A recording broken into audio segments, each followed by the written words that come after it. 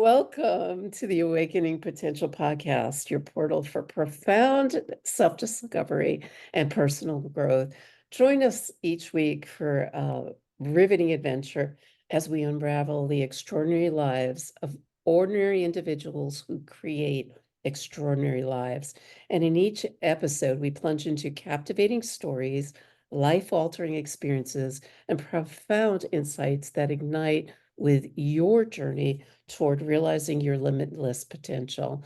And today we're joined by a dear friend of mine, Rosemary Rein, who's a true luminary in the world as an author, a speaker, a leadership coach, and on innovation and community building. And today we're going to share her valuable wisdom with you on life-changing moments. And thank you, Rosemary, so much for your time and your energy in joining us here today. Oh, Karen, I'm so excited. And I'm so excited. I'm speaking to you from Ecuador, that you have had the opportunity to visit our beautiful country and spend some time with us in our mastermind and as my coach, because I think everyone needs a little support now and then, and you've been that and more. So thank you, my friend. Thank you. Thank you so much. Well, you have certainly inspired me over the years as well, so I'm grateful that I can be of contribution to you. You know, I'm a firm believer of what goes around comes around. So thank you, thank you, thank you. So I'm curious, Rosemary, like what got you started on your journey? Is there something that, I mean, obviously we all start out as little children and we have aspirations to become something bigger and better than we know ourselves to be. What's your story?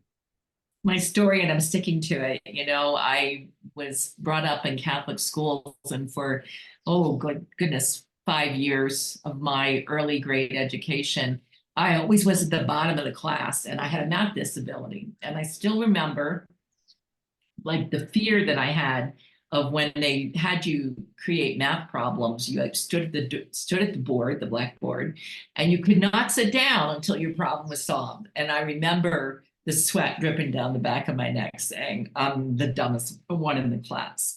And then there was the one.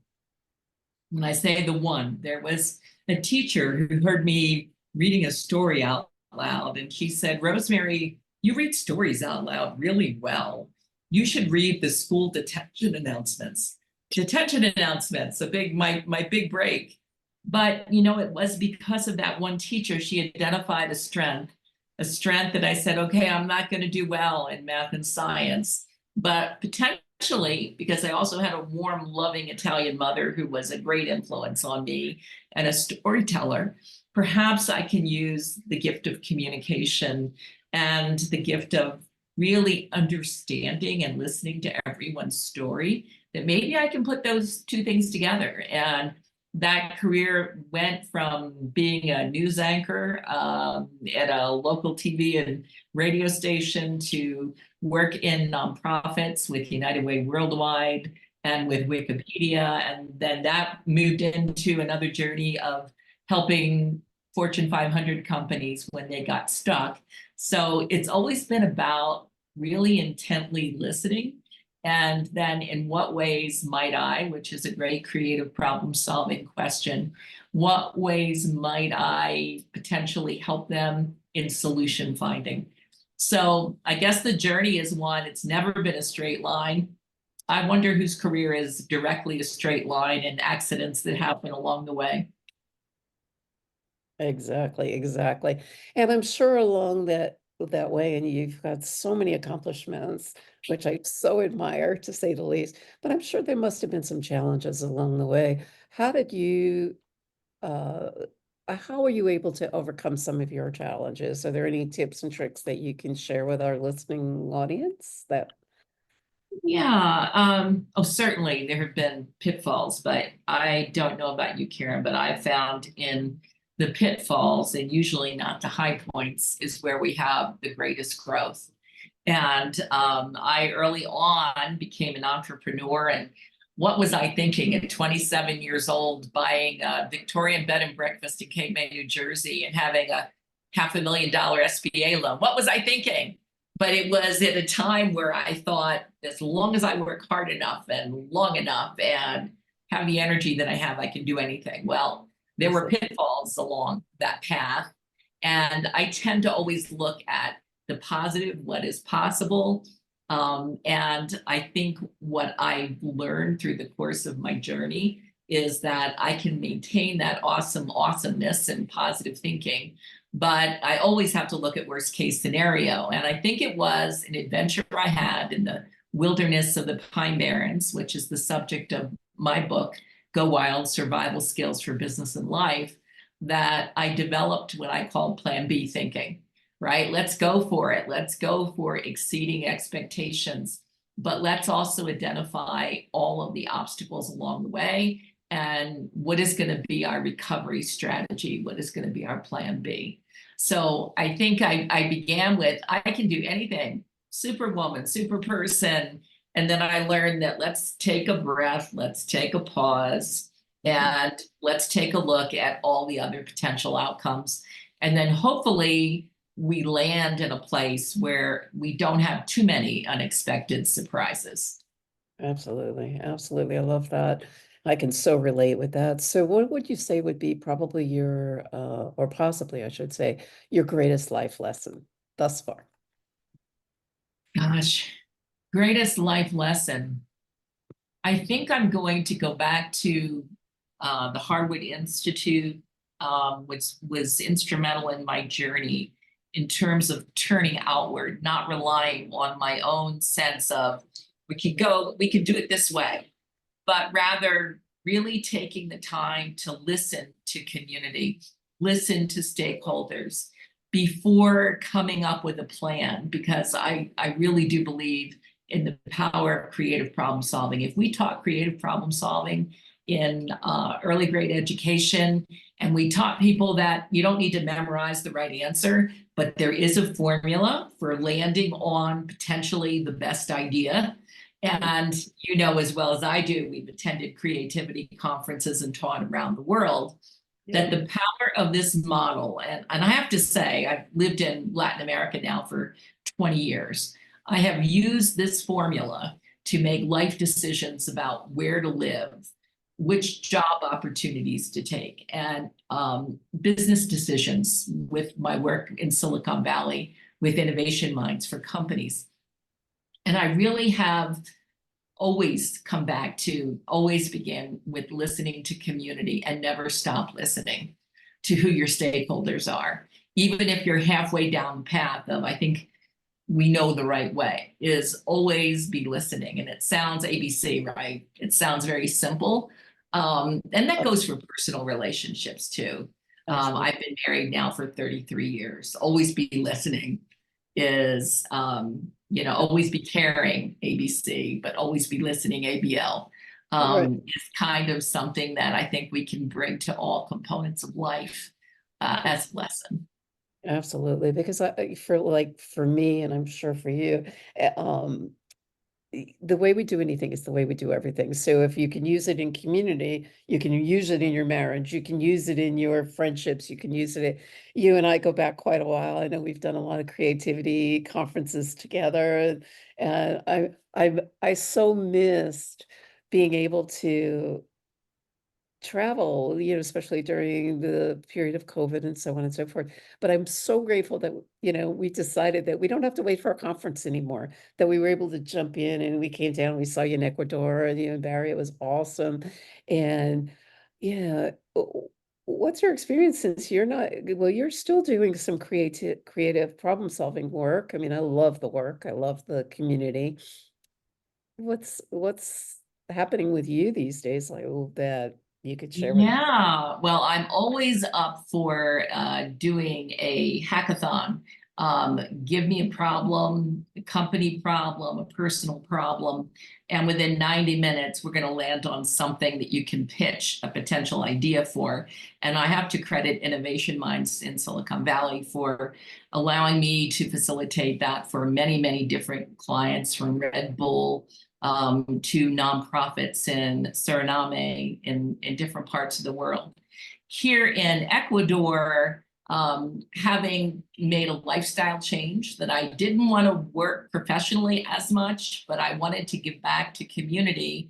I found my place working in animal welfare in Ecuador. And Love we are building the first and most modern animal shelter in Ecuador, and we're making progress. But not only that, there is, you don't really have this in the US, but in Latin America, it's a huge issue of roaming dogs and homeless dogs. And as it turns out, it's not one single solution, but it's multiple ways to tackle that challenge, including care of community dogs, including prevention, including education. So you think, okay, I'm going to raise money, which is where we started for these dogs need to have a home, over 100 in our care. And it quickly evolved into we have to address the underlying conditions. So I feel incredibly privileged that the skills I learned along the way, working with Fortune 500 companies and nonprofits, I'm able to bring to improving lives for our fellow sentient beings. And you talk about listening. I went up to the shelter last week and I had 30 dogs around me, big dogs, one next door. And I'm feeding them out of my hand. None of them are fighting. And I'm like, did you know how hard I'm working for you back in the office?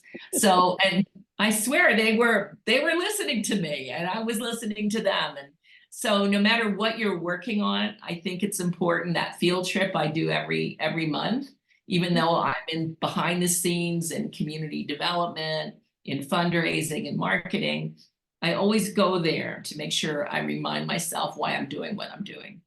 Oh, that's a great point. So many people forget their why.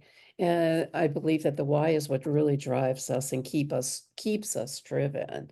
So do you have I mean, you sort of shared your why in essence, but do you have like an underlying why that keeps you keeping on or That's an interesting question. I think the cause for me is, someone once told me, we hear so many great wisdoms from the people we work with in these circles. Are you a run to person or a run from person? And I think what drives how I interact with others, including animals, is I hope that after an interaction, I leave the situation where both of us are better for the experience. And I think my mother used to say, every time you meet someone, it's like taking a small vacation. You get to go somewhere new, like our conversation. And I was like, yeah, but sometimes it's a bad vacation. Okay, it's a bad vacation. You learn from that vacation. right? But I think for me, it's always be learning, always be curious. I am not the person I was 40 years ago. So I think I've maintained that listening mode. And I think as we grow older, our decisions might be different based on experience, but I think time for self-reflection is always important. And so one of the things I do in my journal is not only write down the gratitudes, but what did I learn? What did I learn yesterday? What am I going to do differently? And I used to call it in coaching, rather than telling an employee, if I was working with an employee on a presentation, okay, you need to do this, this, and this. I'd always begin with 10. These are things I liked best, LBs, about your presentation. And these are a few things I do differently next time, or NTs. Right. So this LB-NT model is one that I follow, because I think even for the events that we host here in Ecuador, we had 160 people show up at our Gala Fantastica. And it was amazing. It was the most amazing charity event I think that Ecuador has seen. But I have lots of next time. So next year will be even better. So if we kind of carry that, we never get it quite right, it can always be a little bit better, but let's make sure we reinforce what we're doing well so we can repeat. Right. So if you were to create a quote for our listeners, what would that quote be that they can take away and give some thought to? The quote that's resonating with me most recently, because raising money in animal welfare is no small feat. No, it's not. And it's continual. Right. And sometimes we have stories of hardship, and then we have an adoption, and I get all excited for a while. And then I'm like, okay, then we have to create the building fund and we have this and that. And the one thing that I, for whatever reason, because of your question, I keep thinking of is just show up. Just show up. And if you're in listening mode and you just show up, it might not be the perfect day or the perfect progress. Like my to-do lists are my nemesis, right? It's like I used to coach clients, make a list of what you've done, not just the continual to-do list. My to-do list used to be, I swear to God, regenerate brain cells because I could check it off. Like that was sleeping. It had to be productive, right? I'm reading a book now on the Z technique of meditation for highly productive people. I always fight myself. I always fight myself in I'm not doing as much in a day as I want to get accomplished. So now I'm trying to simplify and say, just show up. Just show up today. Exactly. And see what that looks like. That's been my motto for so long, and you've known me long enough to know that I definitely love to show up, because when I'm not showing up, but then I tend to, ruminate on like, oh man, I could have, would have, should have. No, no, no, no, no. Show up and just be, and that's where I find my joy. I don't know if that's for you. Joy and fulfillment come from just showing up. Yeah, and I do find that I think while we all have that sense that likes to retreat, I consider myself an introvert that can be extroverted as needed. So, when I've been down and out, I'll declare a day in bed day, and I'll Yeah. get books and I'll get journals and whatever. And I just know for myself that I need to take that time out. But it's hard to fight that just show up. So I kind of say to myself, okay, I'm just showing up. Barry, come over here and let's read a book of poetry or something so I can say I showed up today.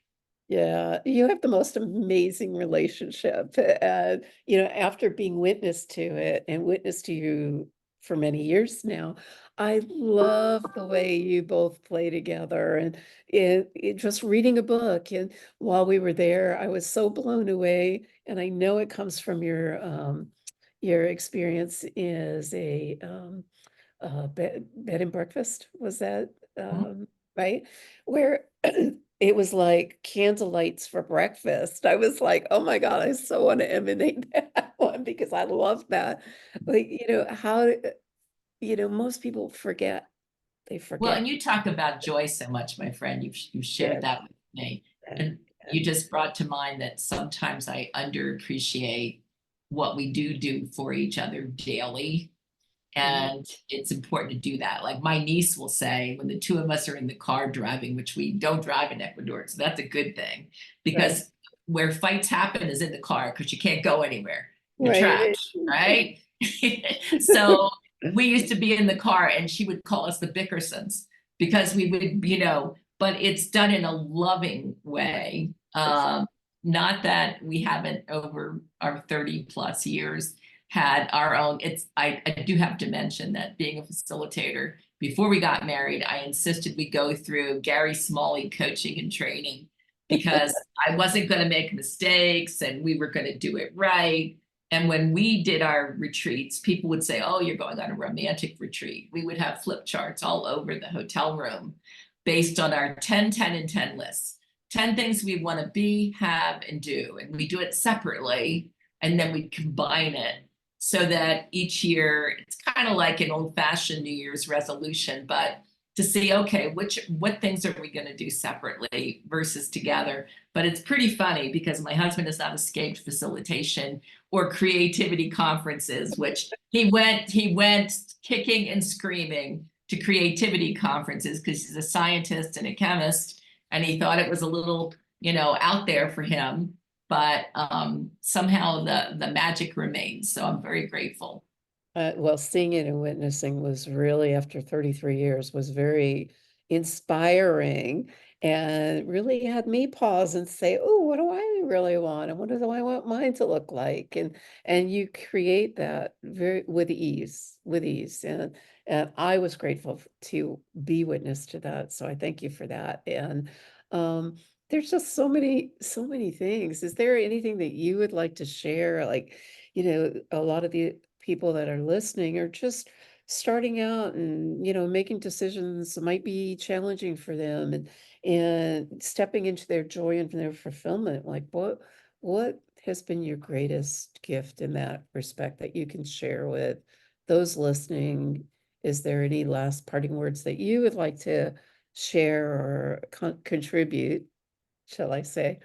Yeah, well, and I'm working right now with a young volunteer from Germany who's 19. And, of course, the world of work is changing with AI, and certain jobs that are here today won't be there tomorrow. And I've been working with her in identifying what she really loves to do. Like Canva has become the replacement for, printing companies, but she's got a gift for that. And I think my opening comment was, where did the journey begin? Was discovering a gift, something that I loved. And I think if we continually, I remember when Barnes and Noble was all over the US. I don't think they are anymore. I used Uh, to love to go to Barnes and Noble and just get a latte and peruse all the books of all the things I possibly wanted to do. And that's how actually I fell into bed and breakfast. I was like, I'm a vice president of a bank, but do I want to get people in financial debt for the rest of my life? Because I'm really good at marketing and sales. I don't think so. And so that discovery process of what it might be like, and think about moving to a foreign country twice now. We moved to Costa Rica and we moved to Ecuador. And I think it is something like it's over less than 20% of US citizens have a passport. And it's very small percentage and would not possibly consider living anywhere outside of the United States. But there was always something, I think it began with watching Romancing the Stone, where I decided that, okay, if I am not in a position to have children, that I'm going to have some kind of life of adventure. And I started reading books about retiring to Costa Rica and moving to Costa Rica and moving to Latin America. And so it was a lot of, research and discovery. And of course, everything's much easier now on the internet and with videos that are everywhere. So we I think it was 5 years before we decided to move to Costa Rica after a couple of visits. With Ecuador, we came sight unseen because there was so much available online, and we were like, it's calling us. And you've always taught me to listen to that inner voice as well. Yeah, You thank you. can question her, but always listen to her. Exactly, exactly. Your inner voice, that intuitive inner voice that always knows. It's always about the feeling, and when you're feeling it, you're aligned with whatever it is, whether it be your values, your intentions, your thoughts, feelings. I love that. Thank you. Yeah, Rosemary, it's been so wonderful catching up again. I just absolutely adore you, and I look forward to perhaps coming back next gala. Who knows where life will take us, but